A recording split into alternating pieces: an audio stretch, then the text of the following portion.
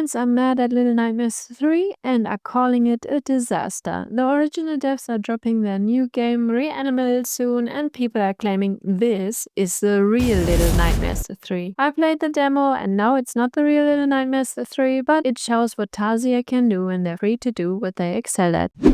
If you played Little Nightmares 1 or 2, you'll instantly recognize Tarsier's eerie fingerprints. The warped proportions, unsettling lighting, familiar-looking settings, and unnerving storytelling.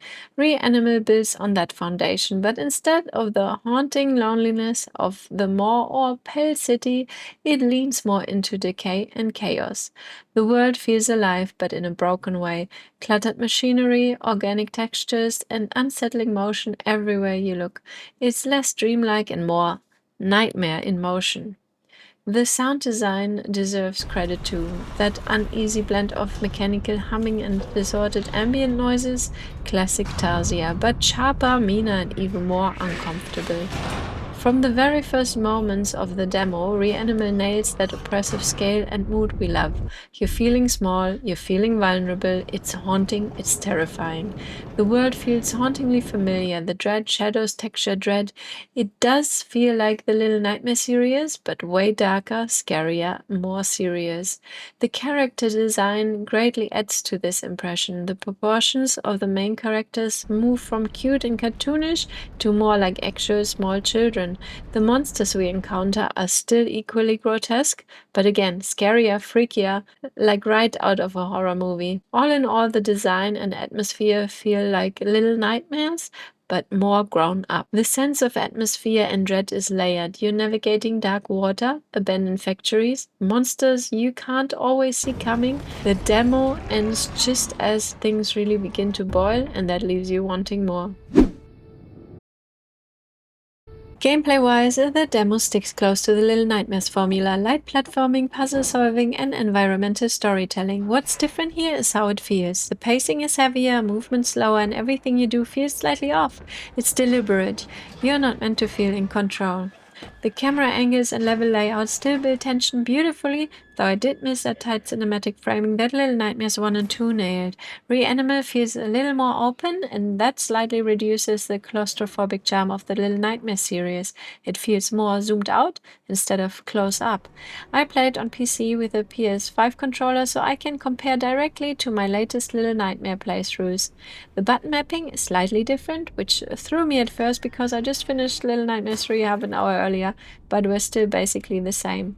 I personally love the haptic feedback I get with the Little Nightmares games. If I want to squeeze through something, push something over, swing something, I will actually have to do that, and sometimes it feels tricky. In Reanimal, when squeezing myself through something, I press the triangle button and the character would move through it automatically. This might make timing easier when escaping or something like that, but I didn't like it too much. In Little Nightmares, your interactions were basically climb, hide, hit, drag or push, sneak, and survive. But in Reanimal, there's a new focus on experimentation. Some puzzles may have multiple solutions and at times can make the game feel more like a puzzle adventure. The environments respond to your presence in small but noticeable ways, which is really cool. However, that also introduces some rough edges. Movement can feel clunky and sometimes the physics overreact, but for a demo, that's forgivable. What matters is the tone, and it nails that uneasy unpredictability Tarsier does best. Of course, and this is important, it's still early. The demo is a slice of what the full game will be. At times, movement felt a little heavy outside of chase sequences, and there are minor camera quirks. Then there is the improved co-op mechanics. A local couch co-op is supported, which many longtime fans missed in the Little Nightmares 3. This was a huge disappointment for many, as the co-op was supposed to be the big, new, exciting feature in the Little Nightmares 3. With local couch co-op, Reanimal gives what should have been in the Little Nightmares 3 all along.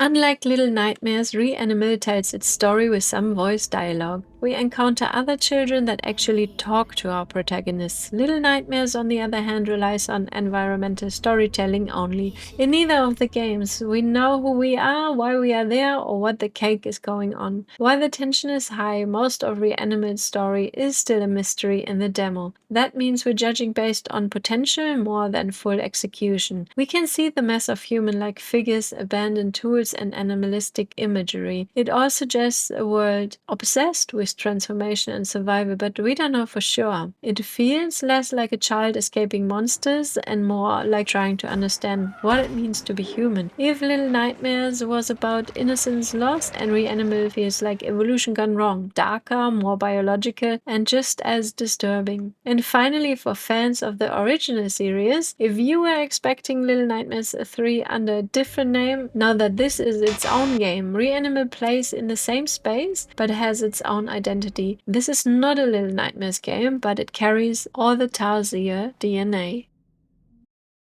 As someone who is familiar with Little Nightmares 1 and 2, is this a game we needed? My short answer, almost, but it's not completely what I want. I think Reanimal checked so many of the boxes. The mood, the fear, the sibling companionship, the sense of scale. For fans who felt a little disappointed by Little Nightmares 3, this demo feels like reassurance. If you enjoyed the first two games and you've been longing for something darker, something more unsettling, this is absolutely worth your attention. That said, I'm also keeping expectations realistic.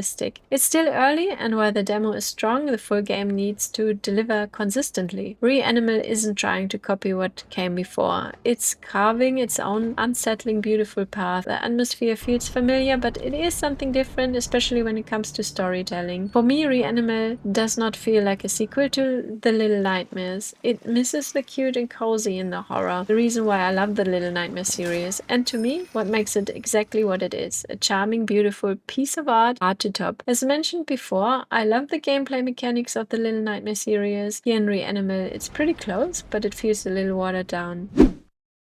So is Reanimal the real Little Nightmares 3? Not really. It's something else, and that's what makes it exciting. It feels like a close cousin. It carries the same DNA, but Tarsier isn't trying to recreate the past. While they seem to keep a lot of familiarity and references to their previous games, they're experimenting, mutating, like the world inside their game. And that's exactly what I want from a studio brave enough to move on. Thanks for watching. If you enjoyed this, hit like and subscribe for more cozy gaming content so you don't miss any upcoming videos. Or if this video, even though not cozy, caught your attention, check out my Little Nightmares 3 review. Let me know in the comments, did you try the demo? What moments stuck with you? Are you excited for the full game? As always, stay sweet.